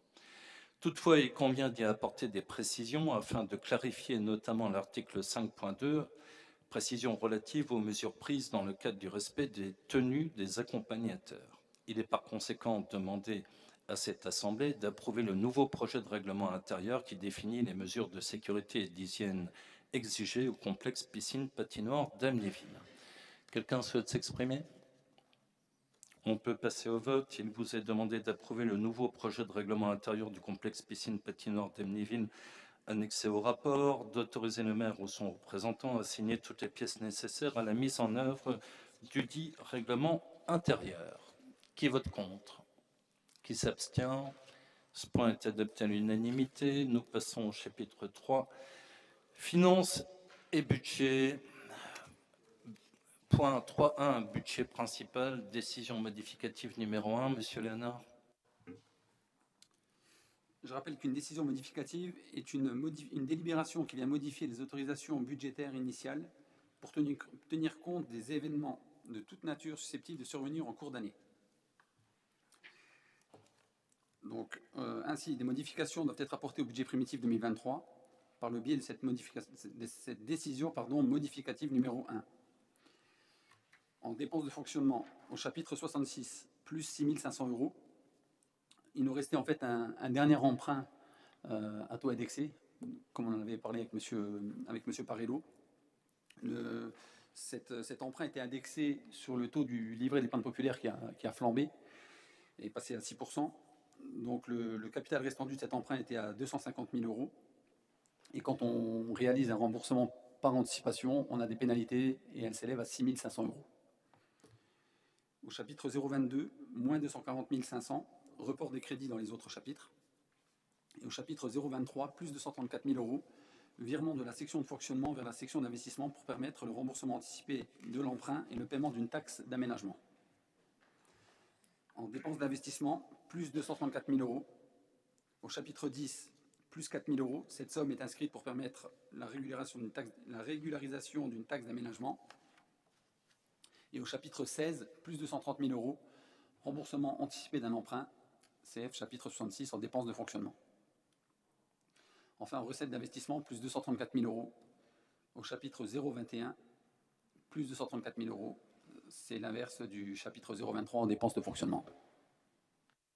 Merci. Quelqu'un souhaite s'exprimer?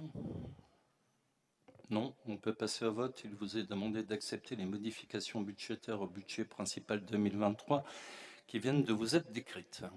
Qui vote contre? Qui s'abstient?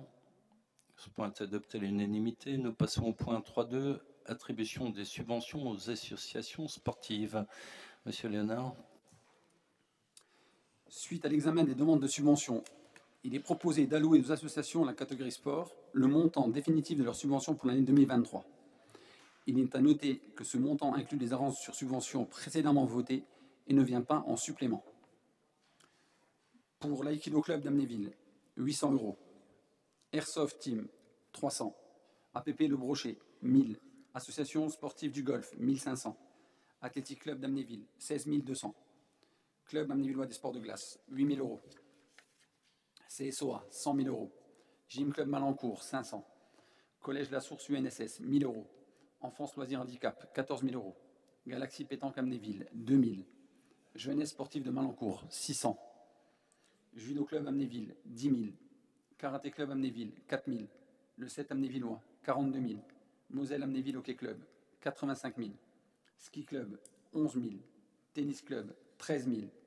Tennis de table, 4 500. Union sportive Amnéville Gymnastique, 13 000 €. Total, 328 400 €. Merci. Quelqu'un souhaite s'exprimer? Vous avez la parole. Merci. Avant de m'exprimer sur ce sujet-là, je noterai devant l'Assemblée, et je veux que ce soit que ça retranscrit dans le PV, c'est que j'ai pris mon 3e avertissement quand j'ai demandé à pouvoir m'exprimer.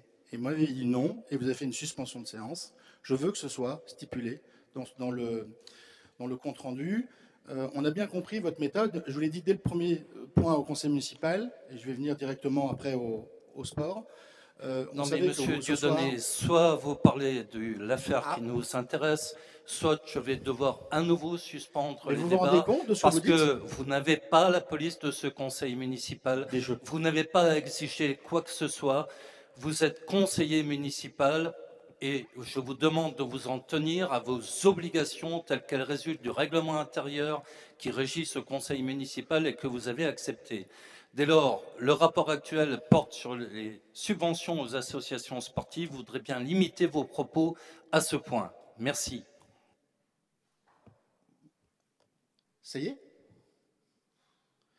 Alors, je vais parler des clubs de sport. Et je vous demanderai des réponses, puisque là, vous venez de me couper la parole, une fois encore. Ce que j'aimerais, c'est de parler un petit peu... il y a plus de 300 000 € qui vont être distribués pour les clubs sportifs, 328 000, dont 100 000 pour le CSO Amnéville. J'aimerais, M. Zimanski, puisque c'est très important, nous, avant de pouvoir voter ces subventions, on aimerait bien savoir ce qui se passe dans nos clubs, puisque c'est de l'argent public. Vous acceptez le débat, M. Zimanski? Merci. On aimerait savoir ce qui s'est passé concernant le CSO Amnéville. C'est important parce que 100 000 €, comme je le dis, c'est beaucoup d'argent. On aimerait un petit peu avoir votre analyse sur la genèse qui fait que tout ce qui s'est passé dans ce club, parce que j'aurais pas envie qu'on distribue de l'argent si c'est pour qu'il soit, comment dirais-je, donné ou exploité et sur lequel on puisse un peu s'exprimer. Donc, est-ce que vous pouvez nous dire ce qui s'est passé avec la fusion? Et comme ça, au moins, on coupera court à tout ce qui se raconte dans la ville.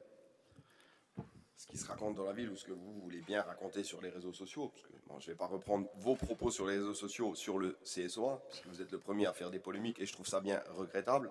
J'aurais apprécié de votre part, puisque vous avez toujours soutenu les anciens présidents qui étaient non amnévillois, vous les avez encensés et je ne reviendrai pas aujourd'hui sur leur bilan financier, mais ça reviendra ultérieurement. Aujourd'hui, on a la chance, et je dis bien on a la chance, d'avoir un entrepreneur amnévillois qui a repris la tête de cette association. Effectivement, il y a quelques mois de ça, 3 mois en arrière, M. Zillet, pour ne pas le citer, que vous connaissez, que vous avez dû rencontrer, que vous avez encensé sur vos réseaux sociaux, mais je ne vais pas polémiquer là-dessus, c'est pas mon but. Bah si, vous le faites là. Oui, mais quelque part, je ne rentre pas dans le détail, d'accord? Je fais Merci. juste un point là-dessus pour revenir, puisque vous voulez qu'on débatte, il n'y a pas de souci. Hein. Bien sûr. Aujourd'hui, moi, ce qui m'importe, depuis toutes ces années, vous avez polémiqué depuis des années sur le CSOA. Alors, je vais m'exprimer 2-3 minutes, pas plus, mais je vais vraiment dire les choses.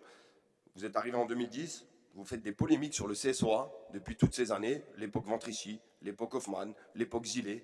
Je vais vous dire juste une chose, M. Dieudonné. Moi, le CSOA, oui, j'ai le sang vert. Oui, je le soutiens depuis des années. Oui, j'ai marqué l'histoire de ce club. Et aujourd'hui, vous permettez depuis des années de me salir sur les réseaux sociaux pour je ne sais quoi, pour votre petite personne ou je ne sais trop quoi. Alors, je ne vais pas m'arrêter là-dessus parce que moi, ce qui m'importe, c'est l'institution. C'est le CSOA qui m'importe. C'est que le CSOA, aujourd'hui, soit encore debout. Parce que si aujourd'hui, monsieur Lesserteur n'avait pas repris le club, je pense qu'à ce jour, le CSOA sera en dépôt de bilan, monsieur Dieudonné. Et je vais juste vous rappeler juste une petite chose. En 2013, j'aime pas revenir dans le passé, mais là, je suis obligé. En 2013, vous êtes quand même adjoint au sport. Et moi, j'arrive en 2014. Donc, on est bien d'accord, quand vous êtes adjoint au sport en 2013, vous avez très peu d'expérience. En 2014, j'en ai pas plus que vous. Et en 2014, quand le CSOA se retrouve en 2015 en redressement judiciaire, on se retrouve avec une dette de 1 million d'euros. Sauf qu'en 2013, quand vous avez étudié le dossier de subvention du CSOA, il ne me semble pas que cette dette d'1 million d'euros s'est faite entre 2013 et 2014. A priori, ça ne vous a pas interloqué. Mais bon, bref, 2014, on prend le dossier, on va en redressement judiciaire, on s'efforce de sauver le club, et aujourd'hui, 10 ans après, on est encore en difficulté, il y a toujours des gens qui s'efforcent de sauver le club. Donc moi, toutes ces polémiques, M. Dieudonné, autour du CSOA que vous pouvez faire sur le réseau ou autre, moi, ça ne m'intéresse pas. Moi, ce qui m'importe, c'est l'institution, c'est le CSOA, et qui continue à vivre. Aujourd'hui, on a un entrepreneur amnévillois, on le soutient comme on a pu soutenir les autres mandatures, avec toutes les difficultés que ça a pu avoir, et toutes les difficultés que ça a pu avoir. Aujourd'hui, les voyants sont ouverts, en tout cas l'avenir nous le dira, mais en tout cas aujourd'hui on croit en ce projet, on croit en cet amnévillois, en cet entrepreneur, pour que le CSOA puisse continuer à vivre et à former nos jeunes, parce que le plus important, l'équipe première c'est une chose, c'est la locomotive, mais le plus important c'est la formation de nos jeunes amnévillois dans le club de football. Donc aujourd'hui 100 000 euros, à l'époque en 2013 il y avait 280 000 euros, 1 million d'euros de dette en 2014, aujourd'hui il y a 100 000 euros, il y a toujours une dette qui s'efforce de diminuer au fil des ans, donc aujourd'hui je ne peux que saluer le travail des dirigeants actuels. Et je salue le travail et en tout cas je souhaite tout mon courage aux nouveaux présidents et aux nouveaux dirigeants et aux nouveaux entraîneurs du CSOA pour que ce club centenaire puisse continuer à vivre pendant des années. Merci M. Zimanski tout à fait. Merci. Donc je vais pouvoir... je vous en prie. Merci, vous écoutez. Enfin, je vous ai écouté, pardon, et je vais pouvoir m'exprimer sans être coupé à mon tour. Bon, vous voulez revenir sur 2011, 2013. Alors, je n'étais pas adjoint au sport jusqu'en 2013, peu importe. Sauf que quand j'étais adjoint au sport, oui, il y avait une dette. Oui, on va être, à l'époque, quand on est allé devant la justice financière, la DGNCG, donc l'autorité financière des clubs de foot, la plus haute, avait validé les comptes. Donc, si je comprends bien, la situation du CSO Amnéville aujourd'hui, ça serait de la faute à Dieudonné quand il était adjoint au sport il y a 12 ans. Bon, c'est ce que vous dites. Vous m'attaquez sur les réseaux sociaux, j'ai jamais cité votre nom, ou je vous ai attaqué, Monsieur Zimanski, mais on y reviendra, Monsieur Zimanski. On y reviendra, mais je ne veux pas déballer, ce qui est le plus important, c'est pas ça. Alors, on y va. Monsieur Zimanski, vous me faites le reproche à moi, d'avoir été adjoint au maire et d'avoir donné 287 000. Peut-être qu'autour de cette table, il y avait des personnes qui touchaient des indemnités, qui étaient bien contentes de les avoir. Monsieur Zimanski, je vais vous poser une question. Et alors, aussi, vous me parliez des présidents où moi j'ai encensé ou cassé des présidents. J'ai encensé personne, j'ai cassé personne, et je fais aujourd'hui que Monsieur Le Serteur soit président. Visiblement, il ne l'est toujours pas parce qu'à ma connaissance, l'Assemblée générale ne s'est toujours pas réunie. Voilà, à ma connaissance. Après, mais Monsieur Zillet, c'est pas moi qui étais le chercher. Monsieur Ventrici, c'est pas moi qui étais le chercher. Ah, j'entends pas le moi non plus. Voilà, Monsieur Fanzel, je pense que s'il y en a bien un autour de cette table à qui vous devez tout, c'était bien Monsieur Fanzel. Parce que je crois même qu'il vous a embauché quand vous étiez au centre de loisirs. Donc, je pense qu'il faut rester à sa place. Vous dites que vous avez le sang vert. Mais moi, M. Zimanski, c'est votre propos, mais je pense aussi que vous avez surtout les billets verts. M. Zimanski, en 2018-2019, vous êtes adjoint au sport. Est-ce que vous avez touché de l'argent du CSO Amnéville? Monsieur Dieudonné. Non, non, répondez, monsieur Je vais vous Zimanski. répondre, mais je vais Oui vous ou répondre. non? Non, mais je vais vous répondre. Mais, Parce mais qu'à un moment non, donné, non, mais on va pas. déjà, entre vous et moi, je ne dois rien à personne, d'accord? Ah si, si, Non, non, je ne dois rien à personne. si. Non. C'est de l'argent public, monsieur. Non, non, mais. Monsieur Mais- Dieudonné, Ok. ce qui s'est passé entre 2018 et 2019, quand je suis entraîneur du CSOA, d'accord? C'est ma vie privée. Et cela ne vous regarde pas, ni le conseil municipal. C'est ma vie privée. Je suis entraîneur de football, je suis licencié dans un club de foot. Cela ne vous regarde pas. Ok, alors c'est votre avis et je vais donner le mien. Ça me regarde parce que c'est de l'argent public. Et j'affirme ici, devant cette assemblée, monsieur Zimanski, où vous faites la critique à tout le monde et vous avez, vous, fait tout en sorte de faire une fusion avec Gandrange, vous l'avez dit, vous l'avez écrit, vous avez passé outre, je pense, votre statut d'adjoint au maire, parce qu'un adjoint au maire ne doit pas s'immiscer d'une façon comme de l'autre dans un club sportif, c'est la loi, et je vous invite à vous référer à des articles de loi. Donc, vous ne voulez pas me répondre, c'est votre vie privée. Mais monsieur, oui, c'est votre vie privée. C'est votre vie privée. Et c'est pour ça que je ne vais pas parler à monsieur Léonard. Parce que monsieur Léonard, à votre droite, quand il était entraîneur de l'équipe première, il n'était pas élu. Donc, je ne vais pas l'embêter avec tout ça. Mais vous étiez élu en 2018-2019. Et il faut savoir que, cher monsieur, vous n'avez toujours pas répondu. Est-ce que vous avez touché de l'argent, oui ou non, du 2010? Vous ne voulez pas me répondre? Mais monsieur Dieudonné, D'accord. que j'ai touché de l'argent ou pas, à la limite, c'est pas le débat. On Si, parle c'est de le débat. subvention. Non, le débat, vous faites quoi là? Mon procès ou on parle du subvention du CSOA? Oui, mais moi, Là, j'ai je... l'impression Non que mais vous êtes en train de monsieur faire mon Dieudonné, procès. on Je va vais pas vous vous répondre. laisser faire le procès de monsieur Non, non, non, Zimanski, je vais le vous procès répondre. de monsieur Léonard, Non. comme vous avez tenté de le faire avec Non, d'autres. non, D'accord? On est là pour parler d'une subvention au CSEA. Est-ce Si que... vous ne vous en tenez pas au CSEA, j'abrège le propos. C'est clair? Non, c'est pas clair. 21 000... Très bien, je Monsieur vous retire la Zimanski, parole puisque c'est comme ça et nous passons au vote. Je rappelle qu'en vertu de l'article L 2131-11 du CGCT, les conseillers municipaux étant intéressés à l'affaire qui en fait l'objet, soit en leur nom personnel, soit comme mandataire, ne participent pas à la présentation ni au vote. Tout conseiller membre du comité directeur d'une association, c'est-à-dire président, secrétaire, trésorier ou assesseur au comité directeur de l'association, est concerné et je leur demanderai donc, s'agissant des associations sportives, de bien vouloir quitter l'Assemblée afin que nous puissions procéder au vote. Monsieur le maire, j'avais demandé la parole. Je ne vous l'accorde pas. Nous passons au vote. Intéressant. Je me crois dans un conseil municipal, monsieur.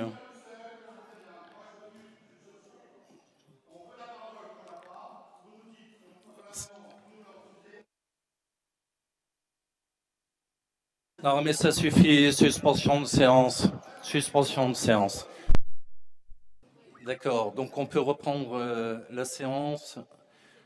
Nous en étions au vote des subventions 2023 aux associations sportives. Il vous est donc demandé de décider l'attribution des subventions 2023 aux associations de la catégorie sport ayant déposé un dossier de demande de subvention en 2022, comme détaillé dans le tableau qui vous a été présenté en annexe au rapport, et de dire que les crédits nécessaires sont prévus au budget de l'exercice en cours. Qui vote contre?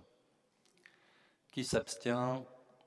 Ce point est adopté à l'unanimité. Nous passons aux subventions pour les associations culturelles et de loisirs, monsieur Léonard. Même chose que pour les subventions aux associations. Donc nous avons étudié les demandes de subventions pour les associations culturelles, loisirs et autres. Je précise que le montant définitif de leurs subventions pour l'année 2023 inclut les avances et en aucun cas, s'il y a eu des avances qui ont été allouées, deviendront en supplément de leurs subventions. Donc pour Animaction 1000 €, ADPC 57 2000, Amnéville Multi-Handicap 500, Amicale du personnel communal 71 000 €, ARPA 400 €, Bidouilleur de plastique 500, Centre socio-culturel Saint-Exupéry 18 000 €, Club touristique Aurore 200 €, Comité des fêtes Amnéville-Malancourt 107 000 €, Dakota Dancer 200, Donneur de sang 1000 €, FNAM ACMF 250, Souvenir français 700. Total 202 750. Quelqu'un souhaite s'exprimer? Non. Je demande aux personnes intéressées dans les associations, si elles ne sont pas encore sorties, de bien vouloir se retirer.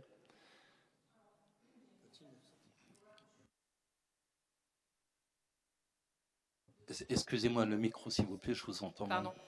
Mon mari est vice-président de l'association 100% Animaction. Moi, je suis pas dans la sauce, est-ce que je dois sortir? Non, du moment que vous n'êtes pas dans l'association, ni in personam, vous n'êtes... Ah. Bon, on me dit que c'est quand même préférable. Donc, on va appliquer la même règle. Si vous avez un conjoint qui est dans une association au comité directeur, vous voudrez bien sortir. Non? D'accord? Vous avez noté les personnes? Ok, donc il vous est demandé de décider l'attribution des subventions 2023 aux associations de la catégorie culture, loisirs, autres, ayant déposé une demande de subvention en 2022, comme détaillé dans le tableau qui vous a été présenté, et de dire que les crédits nécessaires sont prévus au budget de l'exercice en cours. Qui vote contre?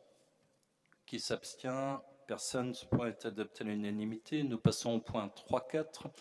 La demande de subvention pour la rénovation de la salle Maurice Chevalier. Monsieur Léonard.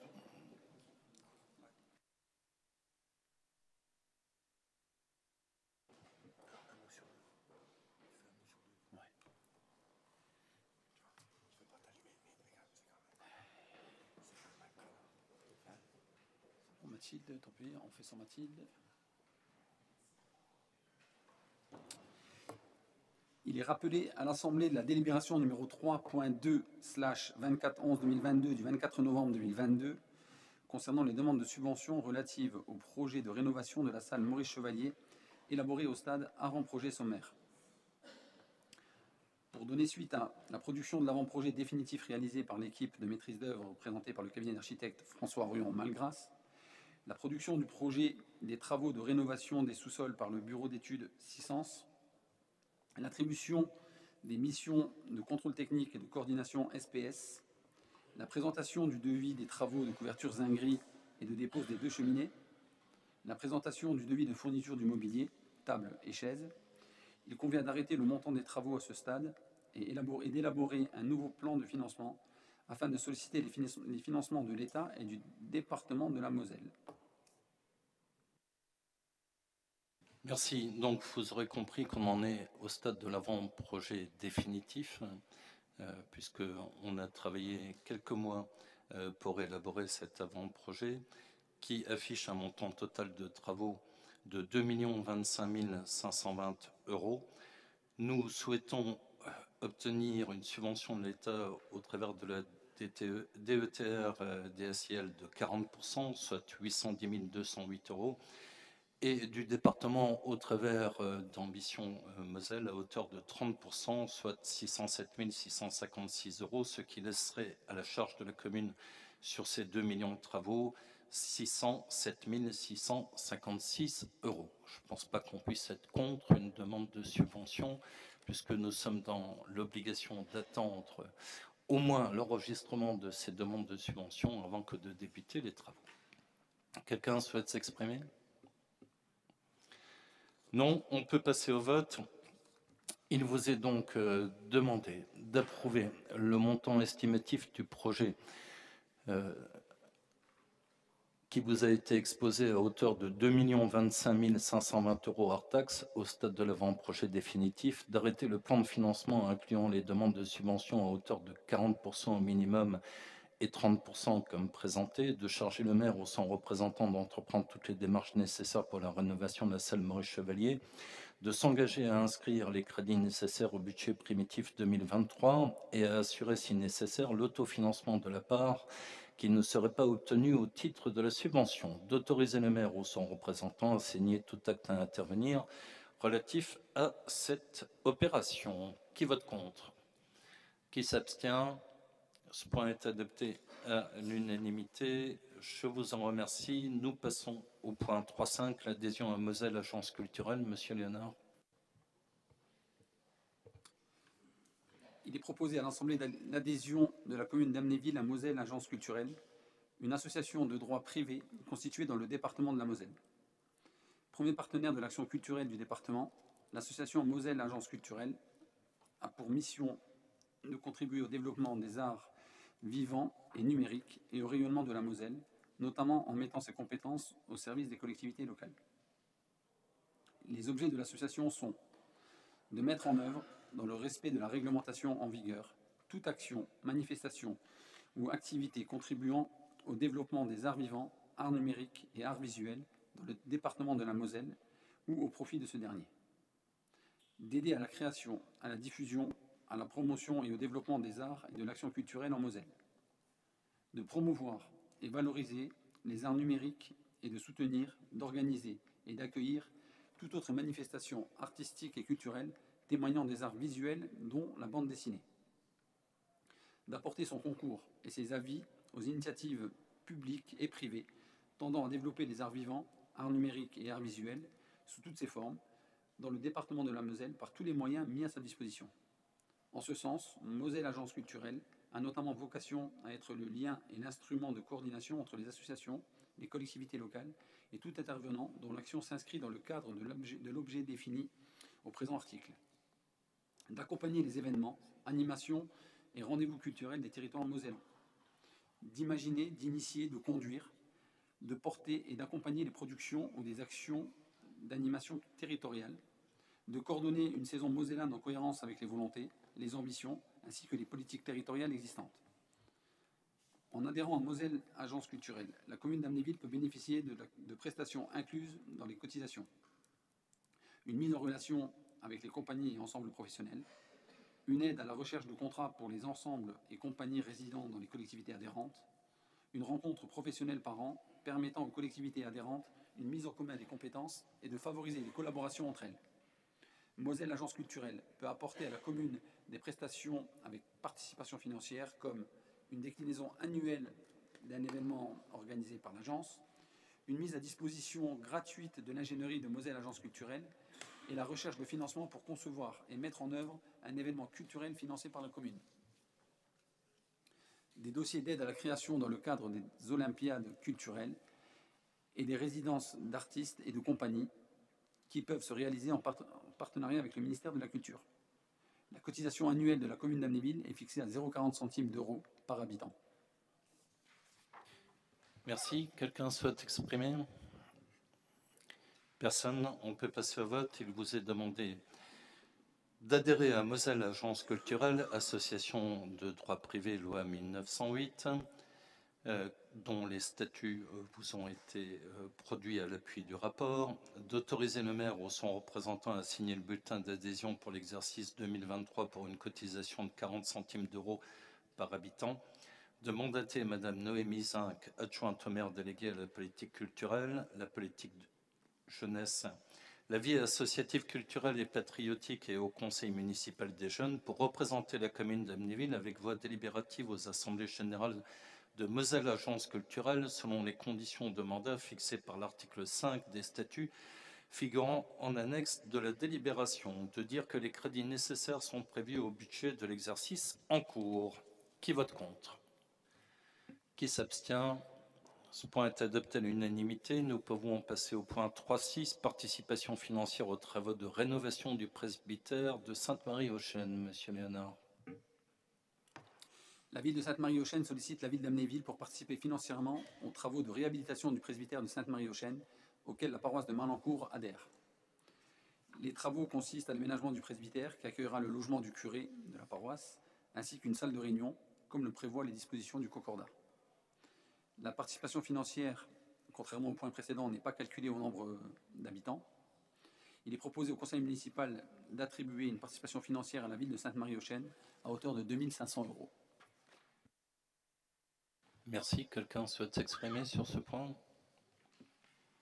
Non, on peut passer au vote. Il vous est demandé d'accepter de participer financièrement aux travaux de rénovation du presbytère de Sainte-Marie-aux-Chênes à hauteur de 2 500 €, d'inscrire la dépense au budget de l'exercice en cours. Qui vote contre? Qui s'abstient? Point adopté à l'unanimité, je vous en remercie. Nous passons au chapitre 4, le foncier. Point numéro 4, cession d'une parcelle de terrain rue des Hauts-Fourneaux.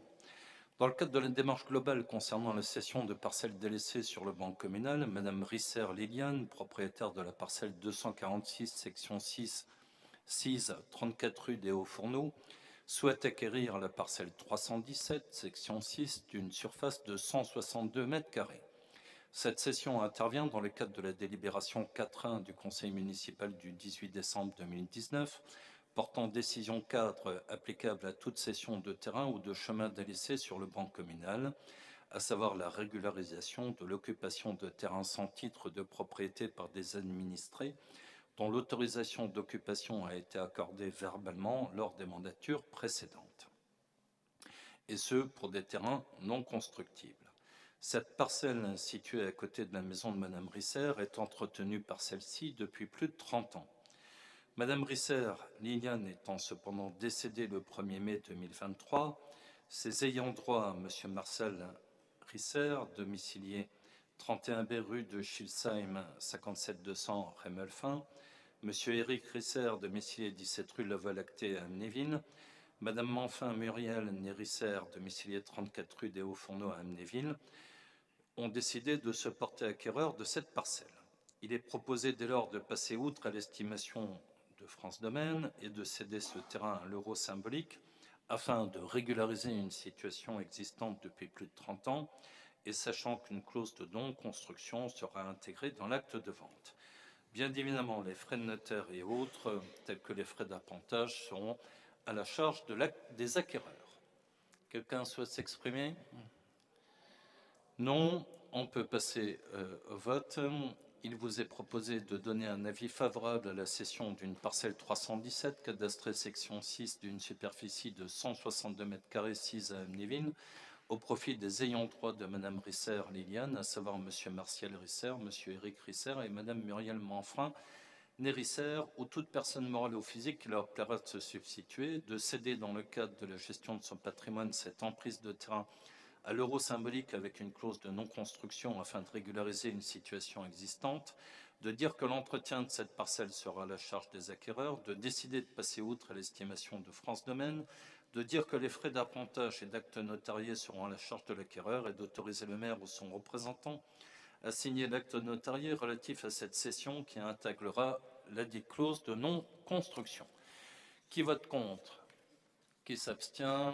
Ce point est adopté à l'unanimité, je vous en remercie. Nous passons au chapitre 5, les affaires scolaires, avec un point unique, convention d'objectifs et de financement entre la ville et la CAF. Monsieur Emmanuel Hals. Dans le cadre de sa politique en direction du temps libre des enfants, la Caisse d'allocation familiale de la Moselle soutient financièrement, sous couvert de conventions d'objectifs et de financement avec la ville, le développement et le fonctionnement des accueils de loisirs extrascolaires, qui relève donc c'est le temps des vacances scolaires, et les accueils de loisirs périscolaires, les accueils du matin, du soir et du mercredi. L'aide à l'accès aux vacances constitue de longue date un domaine d'intervention de la CAF. L'enjeu est de soutenir les familles dans la conciliation de leur vie familiale, sociale et professionnelle en proposant à leurs enfants une offre d'accueil éducatif de qualité et accessible financièrement sur l'ensemble des temps libres en dehors de l'école. Pour que tous les enfants puissent bénéficier d'activités et de projets propices à leur épanouissement et à leur réussite, le plan Mercredi vise à soutenir la structuration et le développement d'activités de loisirs de qualité sur le temps du mercredi, tout en recherchant une meilleure articulation des temps scolaires et périscolaires. Le bonus territoire CTG est une aide complémentaire à la prestation du service accueil de loisirs sans hébergement, ALSH, versée aux structures soutenues financièrement par une collectivité locale engagée auprès de la CAF dans un projet de territoire au service des familles. Cet engagement se matérialise par la signature d'une convention territoriale globale issue des financements accordés précédemment au titre du contrat enfance et jeunesse. Cette subvention vise à favoriser la pérennité de l'offre existante en matière d'accueil de loisirs périscolaires et extrascolaires. Les précédentes conventions de financement entre la ville d'Amnéville et la CAF de la Moselle sont arrivées à échéance. Il convient dès lors de les renouveler pour une période allant du 1er janvier 2023 au 31 décembre 2025, soit pour 3 ans. Merci. Quelqu'un souhaite s'exprimer sur ce point ? Non ? On peut passer au vote. Donc, il vous est demandé d'approuver les conventions d'objectifs et de financement entre la ville et la CAF de la Moselle concernant les prestations de services accueil de loisirs périscolaires, bonification plan mercredi et bonus territoire CTG, ainsi qu'accueil de loisirs extrascolaires, bonus territoire CTG. D'autoriser le maire ou son représentant à signer les conventions susvisées ainsi que tout document y afférent et d'imputer les recettes correspondantes au budget communal. Qui vote contre? Qui s'abstient? Ce point est adopté à l'unanimité. Je vous en remercie. Nous passons aux affaires réglementaires des ressources humaines. Point 6.1, modification du tableau des effectifs. Monsieur Dalla Favera. Dans le cadre de l'organisation des services municipaux et de l'évolution des besoins des services, il a lieu de modifier l'état des emplois permanents par la suppression des postes non pourvus, après avoir consulté l'avis favorable du comité social territorial en date du 31 mai dernier. Je vous rappelle que les suppressions de postes détaillées dans le tableau des effectifs présentés en annexe font suite à des modifications de positions statutaires, réussite à un concours ou examen professionnel, avancement de grade, promotion interne, modification de durée hebdomadaire, passage de contractuel à titulaire, fin de contrat, départ à la retraite et mutation. Il convient donc de mettre à jour le tableau des effectifs en supprimant les postes vacants qui vous sont proposés en annexe.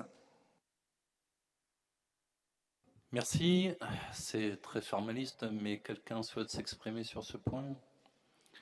Non, on peut passer au vote. Il vous est demandé donc de décider la suppression des numéros de postes vacants qui vous ont été listés en annexe au rapport. Qui vote contre? Qui s'abstient? Adopté à l'unanimité, je vous en remercie. Point 6.2, mise à jour du protocole sur le temps de travail, Monsieur Dalla Favera. Après une année de mise en application, le protocole sur le temps de travail, entré en vigueur au 1er janvier 2022, a fait l'objet d'un bilan auprès des agents de la collectivité. Le bilan est unanimement positif sur la mise en place des 1607 heures et sur la mise en place de la semaine de 36 heures avec les 6 jours de RTT. Cependant, deux services ont sollicité des modifications sur les modalités d'application du protocole. Il s'agit du centre technique municipal qui réalisera désormais 12 minutes en plus par jour au lieu de 1 heure effectuée le lundi. Et le service enfance qui, en raison de la complexité des cycles de travail annualisés, a fait le choix de repasser à 35 heures. Vous avez le protocole qui est annexé à la présente délibération et qui tient compte de ces modifications. Merci. On s'adapte donc aux souhaits des agents municipaux. Quelqu'un souhaite s'exprimer sur ce point? Non, on peut passer au vote. Il vous est donc demandé d'approuver la mise à jour du protocole relatif au temps de travail annexé à la délibération et applicable au 10 juillet 2023, de charger l'autorité territoriale de veiller à la bonne exécution de ce protocole. Qui vote contre? Qui s'abstient? Ce point est adopté à l'unanimité. Nous pouvons passer au point 6.3, protection sociale complémentaire. Monsieur Dalla Favera. Le contrat pour la protection sociale complémentaire des agents pour le risque santé arrive à échéance au 31 décembre prochain. Selon les dispositions du décret 2011-1474 de novembre 2011, autorisant la participation des collectivités territoriales et de leurs établissements publics au financement de la protection sociale complémentaire de leurs agents, la collectivité souhaite assurer une continuité au-delà du 1er janvier 2024. Dans ce contexte, la collectivité doit se positionner sur la nature du contrat et sur le montant de la participation versée aux fonctionnaires. Suite à l'avis favorable du comité social territorial qui s'est prononcé pour une convention de participation pour la protection sociale des agents, il est proposé d'envisager de ne pas retenir la convention de labellisation. Il est précisé que la conclusion d'une telle convention de participation doit intervenir à l'issue d'une procédure de mise en concurrence transparente et non discriminatoire prévue par le décret 2011-1474 du 8 novembre 2011. La collectivité a décidé de mener une telle procédure de mise en concurrence afin de choisir un organisme compétent et conclure avec celui-ci à compter du 1er janvier 2024 et pour une durée de 6 ans, une convention de participation sur le risque santé.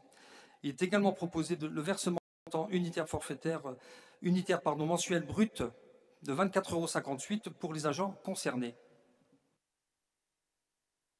Merci. Quelqu'un souhaite s'exprimer? Non, on peut passer au vote.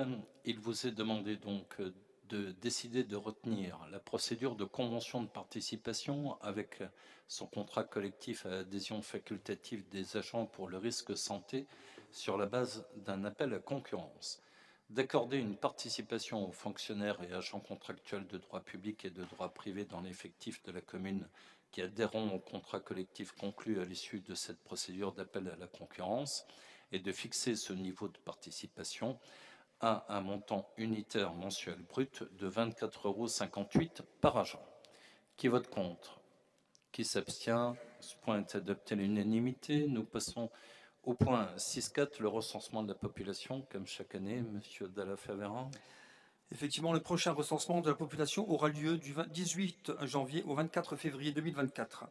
À cette fin, la commune doit désigner parmi les agents communaux un correspondant en charge de la mise à jour et de l'expertise du répertoire d'immeubles localisés, un coordonnateur d'enquête et un adjoint, 4 agents recenseurs chargés d'assurer le dépôt et le retrait des questionnaires auprès des ménages en s'appuyant sur des critères de connaissance et de proximité du secteur affecté. Néanmoins, dans le cas où les candidatures internes seraient insuffisantes, la commune recrutera des agents recenseurs en externe. La rémunération de ce personnel est assurée par la collectivité employeur qui perçoit une dotation forfaitaire pour le financement de ces opérations de recensement. Merci. Quelqu'un souhaite s'exprimer? Non, on peut passer au vote. Donc, il vous est demandé de désigner un correspondant du répertoire d'immeubles localisés, le RIL, de désigner un coordonnateur d'enquête et un adjoint, d'autoriser le recrutement de 4 agents recenseurs, de fixer les barèmes de rémunération du coordonnateur et des agents recenseurs comme suit. Pour le coordonnateur, un forfait administratif de déplacement et de formation de 400 € brut. Pour les agents recenseurs, 1,70 € brut par bulletin officiel, 1,02 € brut par feuille de logement et 400 € brut de forfait administratif de déplacement et de formation. D'inscrire au budget les crédits correspondants, de préciser que ces agents bénéficient du RIFSEP et que ces emplois ouvrent droit en cas de besoin à la réalisation effective d'heures supplémentaires rémunérées. Qui vote contre? Qui s'abstient? Ce point est adopté à l'unanimité. Je vous en remercie. Nous passons au chapitre 7, délégation permanente des décisions prises en vertu de l'article L 2122-22 du CGCT. Je vous ai communiqué à l'appui de ce rapport l'état des décisions prises au courant du mois de mai 2023. Vous me donnez acte de cette communication. Enfin, au titre du chapitre 8, questions écrites, orales et points divers, je n'ai été destinataire d'aucune question, ni écrite ni orale. Par voie de conséquence, le sujet de ce conseil municipal est épuisé dans sa totalité, si bien que cette séance est levée. Je vous remercie de votre attention. Avant que de quitter la salle, n'oubliez pas de venir signer le procès-verbal auprès de la table administrative. Merci.